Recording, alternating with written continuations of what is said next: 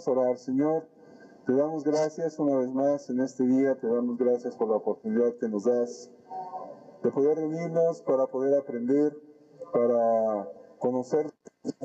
Ayúdanos a tener un corazón sensible y por favor, Señor, que hagas a un lado todo aquello que pudiera distraer.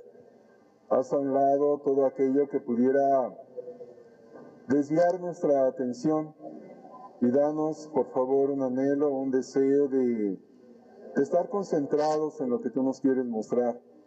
Yo te ruego una vez más, Señor, que me auxilies, que me ayudes de mi mente, de mi corazón, de mi boca. Quita toda palabra inútil, sin sentido.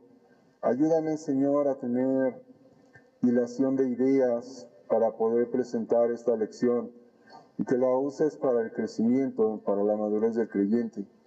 Si todavía hay alguien, de hecho, Señor, aquella persona que está escuchando y que no conoce a Cristo como Salvador, por favor, que la luz del Evangelio resplandezca en su corazón y el día de hoy venga a los pies de Jesús.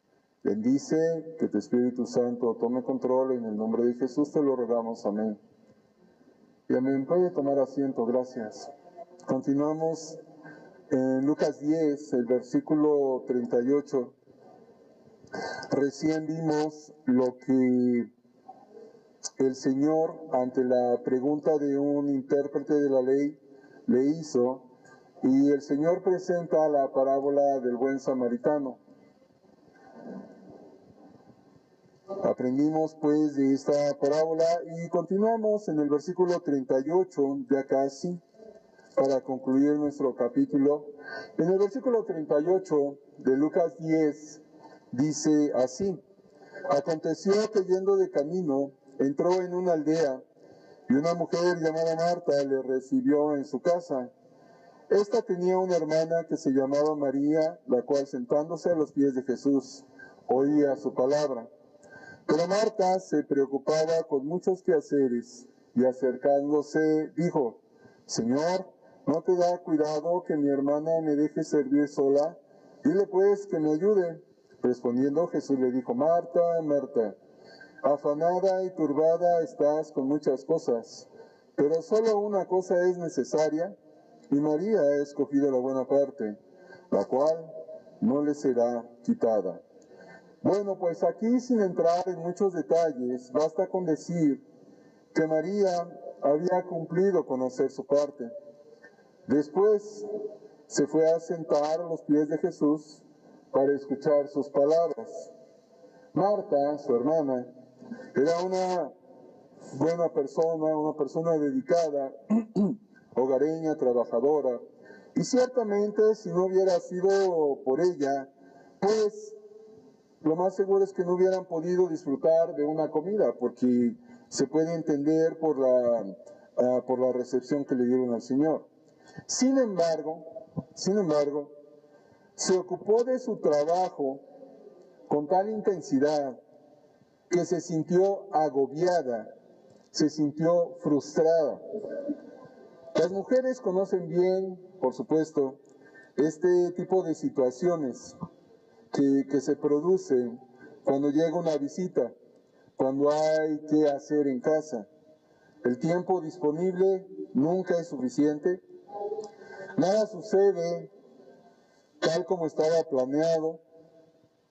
En la mañana se levantan, planean su día, pero a veces sucede que no resulta como tal.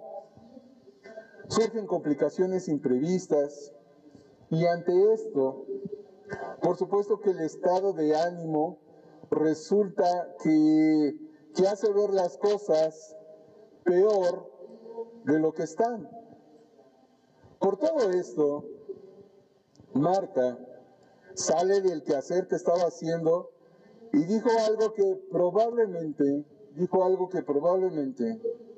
en condiciones normales nunca hubiera dicho. ¿Qué fue lo que mencionó?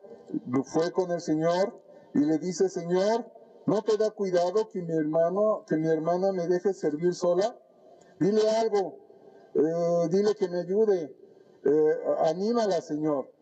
Pero el Señor, en lugar de decirle algo a María, el Señor de manera bondadosa se dirige a Marta y nosotros tal vez pudiéramos imaginar la forma en que el Señor se dirige a Marta al ver su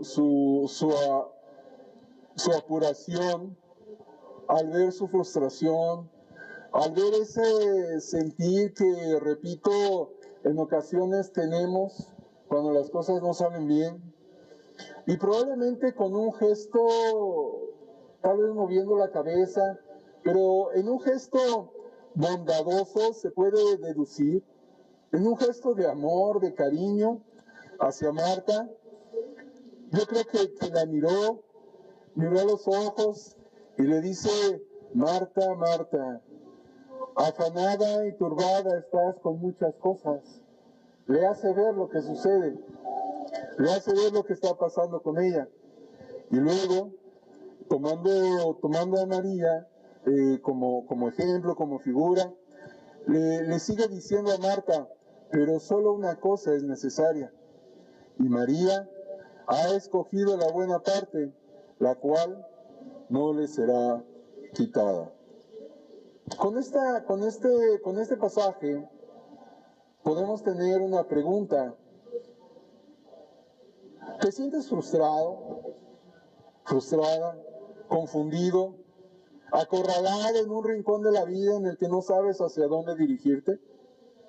En este caso, o ante una situación parecida, lo mejor que podemos hacer, porque me incluyo por supuesto, lo mejor que podemos hacer es que nos sentemos como María a los pies de Jesús para escucharle hablar. Nos sentemos como María sin ocuparnos de ciertamente en ese instante las responsabilidades, sino tomar tiempo para estar con el Señor y poder escucharle. Claro que actualmente no vamos a escuchar la voz audible tal cual del Señor. Sin embargo, tenemos su palabra.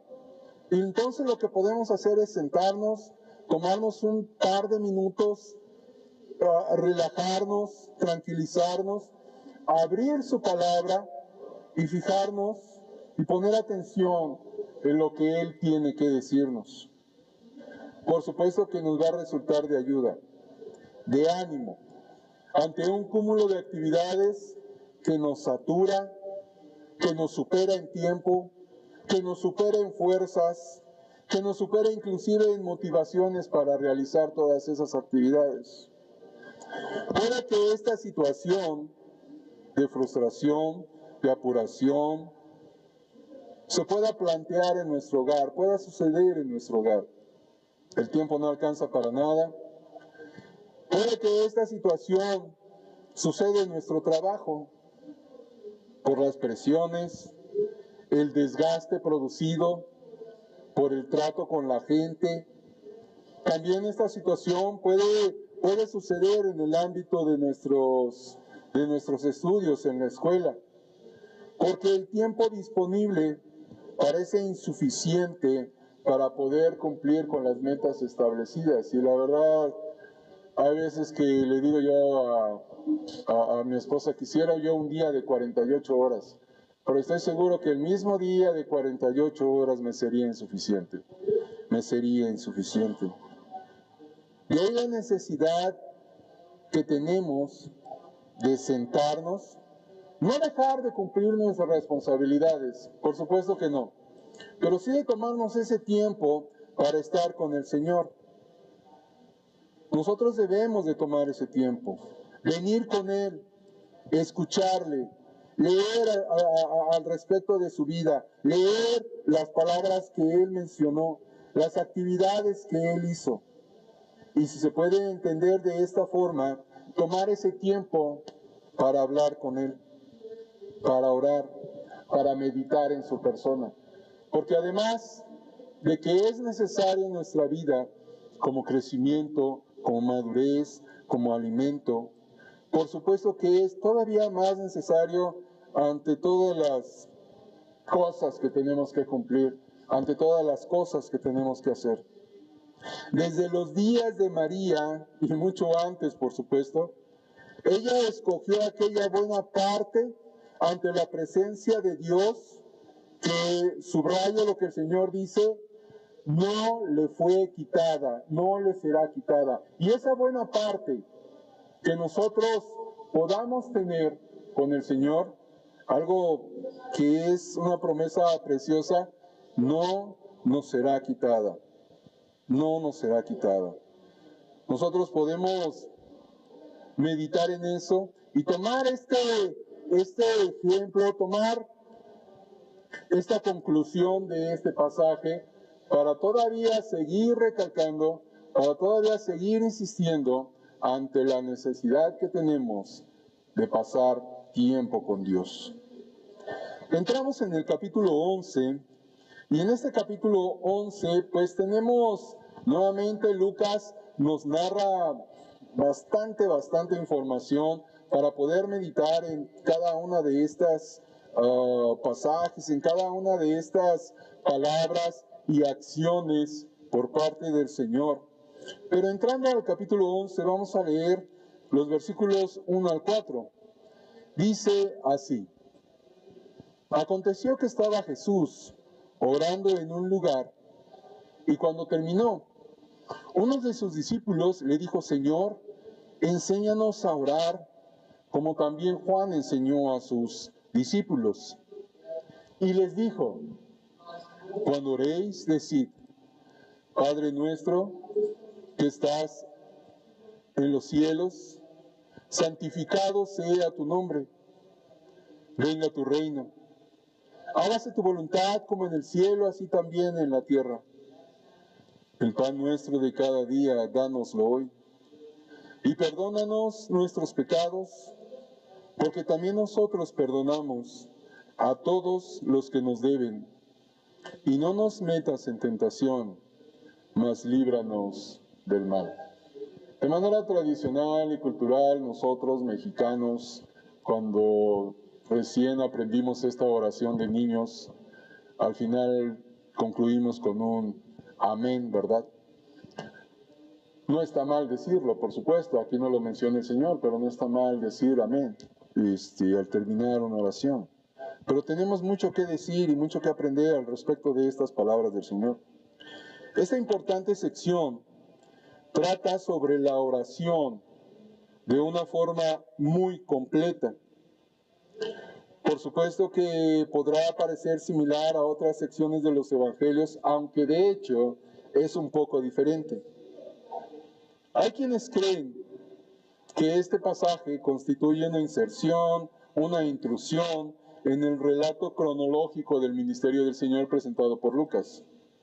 Es verdad y se reconoce que no sigue el movimiento narrativo, pero introduce muchas implicaciones, introduce muchos puntos muy importantes, además de interesantes. Aquí vemos primeramente el motivo por el cual el discípulo del Señor quiso saber cómo orar, porque él, el discípulo, vio y oyó orar al Señor. Lo podemos deducir cuando dice en el versículo 1, aconteció que estaba Jesús orando en un lugar, y cuando terminó, uno de sus discípulos le dijo: Señor, enséñanos a orar. Podemos entonces entender que aquí el Señor, mientras está orando, es visto y escuchado al menos por uno de sus discípulos. Vemos pasajes en donde nos menciona que el Señor se retira a orar a un lugar solo, lejano. Pero aquí no vemos esa descripción. Entonces podemos ver y entender que un discípulo al oír al Señor, le hace esta petición. ¿Cuál petición? Señor, enséñanos a orar. Esta petición de Señor, enséñanos a orar, nace de lo que el discípulo seguramente vio, nace de lo que el discípulo seguramente escuchó. De tal forma que este discípulo no estaba simplemente preguntando cómo orar. ¿Cómo orar? El Señor había presentado en el Sermón del Monte un resumen de cómo se puede orar, cómo se debe orar.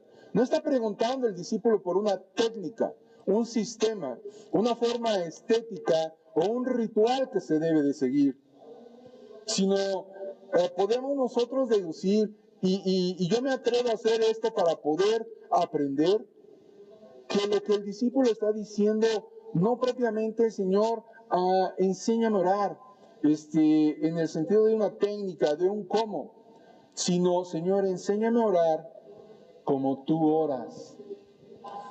Señor, enséñame a orar como tú oras, como tú te diriges al Padre.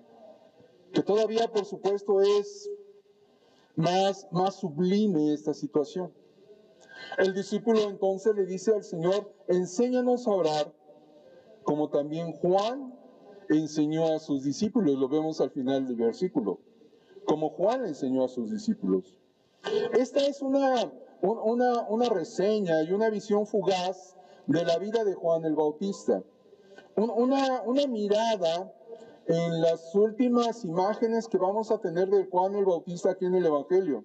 Y en esta última imagen, en esta última figura de Juan el Bautista, ¿qué vemos? Vemos a Juan como un hombre de oración. Cuando vemos a Juan presentando al Señor, retrasándonos un poco, yéndonos hacia atrás, vemos a Juan como un hombre de acción. Vemos a Juan como un hombre de palabra, de predicación. Pero aquí podemos ver a Juan, y viene a la memoria del discípulo al mencionarle su petición al Señor, como un hombre de oración. Es recordado, pues, Juan el Bautista como un hombre de oración. Y esto nos sirve a nosotros para hacernos esta pregunta. Cuando se acuerden de usted, cuando se acuerden de ti, pueden recordarte, pueden recordarle como una persona de oración. Yo me acuerdo del hermano, yo me acuerdo de la hermana como una persona de oración. Aquí cabe recordar y comentarles algo. Cierta ocasión, hace años, con mi pastor David Johnson, en una de las ocasiones preciosas que tuve por parte de él, que me invitaba a que lo acompañara a X lugar, en esa ocasión me dijo, Luis, necesito que me acompañes a tal lugar. Sí, por supuesto.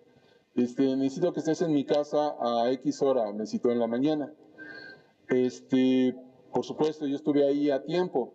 Entonces, ya cuando estábamos saliendo, él ve el reloj y se quedó un par de minutos, no un par de minutos, unos segundos meditando, pensando mientras veía su reloj, tomando en consideración a dónde íbamos, el tiempo de traslado y sus tiempos, pues. Y él dice, tengo 15 minutos, ¿sabes qué? Espérame tantito. Y se subió, ahí en su casa, se subió a su cuarto. Y yo me dije, pues sí, yo espero, ¿no? No hay ningún problema. Ya cuando baja, dice, es que vino a mi mente, vino a mi corazón X familia, subí a orar por ella. David Johnson es un hombre de mucha actividad, yo me acuerdo, iba de allá para acá, siempre movido. Pero esa parte que les estoy platicando, viene a mi memoria y puedo decir que ese hombre es un hombre de oración. ¿Pueden decir lo mismo de usted? ¿Podrían decir lo mismo de mí? Un hombre de oración. Así recordaron a Juan el Bautista, por lo que dice el discípulo dirigiéndose al Señor. Y podemos deducir, y si usted ha visto, ha leído las biografías de misioneros, de siervos de Dios, hay una característica de aquellos hombres y mujeres que han sido utilizados por Dios en su obra, de lo que tenemos conocimiento, porque por supuesto tenemos muchos héroes anónimos en la historia del cristianismo. Y eso es tiempo de oración. Lamentablemente, tristemente, la vida estéril de un cristiano es por su falta de oración. La vida estéril de una iglesia es por la falta de oración de sus miembros. Ese es un gran problema. Y por supuesto lo menciono porque da ocasión para hacerlo. En respuesta a su pedido, el Señor presenta un ejemplo. No creo que Él tuviera la intención de que este ejemplo se convirtiese en la oración oficial que se oye con tanta frecuencia en las reuniones públicas. Yo creo que nosotros todos, o la mayoría de nosotros, nos aprendimos el Padre Nuestro por repetición. Yo me acuerdo cuando iba al catecismo, pues dentro de toda la letanía que creo que todavía se hace, no lo sé, pero dentro de toda esa letanía, ahora sigue el Padre Nuestro y toda la letanía, ¿verdad? Y digo yo, pues no es malo, de alguna manera está aquí y en algún instante comenzó a afectar en mi corazón. Pero ¿cuántas veces nos hemos detenido verdaderamente a analizar estas palabras? ¿Cuántas veces nos hemos detenido a lo que el Señor verdaderamente quiere enseñar cuando les dijo a sus discípulos, en este caso a su discípulo, estas palabras? Esta oración y esta forma de oración no surge para llegar a ser una forma elevada y oficial para cultos públicos, sino que surge y es mostrada para ser una oración personal, espontánea, como la de un hijo que habla con su padre, como la de un niño que se acerca con su papá.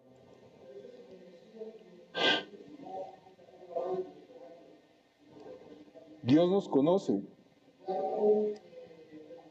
Y la verdad es que Él sabe de nuestras necesidades. No es necesario que nosotros tengamos que utilizar un lenguaje florido. Yo creo que lo que el Señor desea cuando nos acercamos a Él es que seamos nosotros mismos. Seamos nosotros mismos. Tampoco el Señor desea que se emplee una gran abundancia de palabras. Eso no quiere decir que pasemos bastante tiempo en oración. A muchos, yo creo, nos produce cierta fatiga escuchar una exhibición de vocabulario. Y yo creo que a Dios también. Vamos a examinar, vamos a ver rápidamente, o prefiero decir brevemente, alguno de estos elementos, alguna de estas partes de esta oración. La primera parte que vemos es una parte de adoración. Adoración. Dice, Padre nuestro, que estás en los cielos, santificado sea tu nombre. Adoración, santificado sea tu nombre. Los ángeles en el cielo dicen, santo, santo, santo, en la visión de Isaías. Cuando nos acercamos a Dios, le reconocemos lo que Él es. Señor, tú eres santo. Señor, tú eres el Creador. Señor, tú eres justo. Es una adoración. La siguiente parte dice, venga tu reino. Expresa el deseo de que la voluntad de Dios se haga en la tierra. Implica acabar con el mal e instaurar el bien. Pero nosotros no vamos a ser lo suficientemente sinceros con Dios cuando le decimos, venga tu reino, cuando no nos ocupamos en extender su reino. Va a ser muy estéril, hermanos, de hecho estéril, si nosotros decimos, Señor, venga tu reino, si nosotros no nos ocupamos en extender su reino. ¿Cómo vamos a extender su reino? Anunciando el Evangelio. Anunciando el Evangelio. Significa que tenemos el deseo de que la voluntad de Dios se imponga en nuestra vida cuando dice, hazte tu voluntad. Y tanto en el cielo como en la tierra. Es inútil pronunciar estas palabras, hermanos, si no tienen un significado real y personal para nosotros. Esta debe ser una oración para el creyente, no propiamente para el que todavía no es salvo. Hay una oración específica para el que todavía no es salvo. Y esa la vemos en Lucas 18, lo vamos a ver con más detenimiento adelante, pero cuando aquel hombre publicano está en el templo y dice, oh Dios, ten piedad de mí que soy pecador. Esa es la oración para el que todavía no es salvo, pero usted que es salvo, esta oración es para usted. Dios es misericordioso, extiende su gracia, su misericordia, su bondad. Una parte de esta oración también se refiere a la provisión física. Cuando dice el pan nuestro de cada día, dánoslo hoy. El pan nuestro de cada día, dánoslo hoy. Y después, eso es algo que nos cala bastante como seres humanos, se nos dice que oremos lo siguiente: y perdónanos nuestros pecados, porque también nosotros perdonamos a todos los que nos deben. Yo creo que esto nos cala bastante. La verdad es que yo no estoy a la altura de esta norma, no estoy a la altura. Deseo que usted sí lo esté. ¿Ha perdonado usted a todos? Bueno, pues Dios dice que perdonemos a todos. Dios dice que nos perdonemos unos a otros, que seamos buenos y compasivos unos con otros. El Señor dice después de esto: y no nos metas en tentación, mas líbranos del mal. La verdad, hermanos, es que de estos primeros 4 versículos son bastante breves y podemos aprender bastante de ellos. Pudiéramos pasarnos bastantes minutos aquí, pero por supuesto yo no quiero abusar de su paciencia, ni quiero cansar su oído. Pero hemos aprendido y estamos aprendiendo la necesidad de pasar tiempo con Dios, y no por casualidad termina el pasaje de Marta y María y comienza con esta petición del discípulo y luego la enseñanza del Señor con respecto a la oración, con respecto a pasar tiempo con Él. Dios quiere que seamos hombres y mujeres de oración, pero no nada más de un tiempo cuando pasamos a nuestros minutos ahí con Dios en nuestro devocional, sino a lo largo de nuestro día, en nuestras actividades, entendiendo que la meditación y oración que tenemos en nuestras actividades no sustituye la devoción que debemos de tener en lo privado, en lo íntimo. Pensemos en las prioridades de nuestra iglesia, pensemos en las prioridades de nuestra familia, pensemos en las prioridades de nuestra comunidad, en los predicadores, en los misioneros, en nuestras autoridades. Hermano, ha llegado el tiempo en nuestro país en donde, para mí en lo particular, yo pienso de esta forma: va a llegar el momento en que nuestro país, ojalá que no, pero por lo que estamos viendo, va a ser un Sodoma y Gomorra. Oremos, oremos. Es necesario que lo consideremos.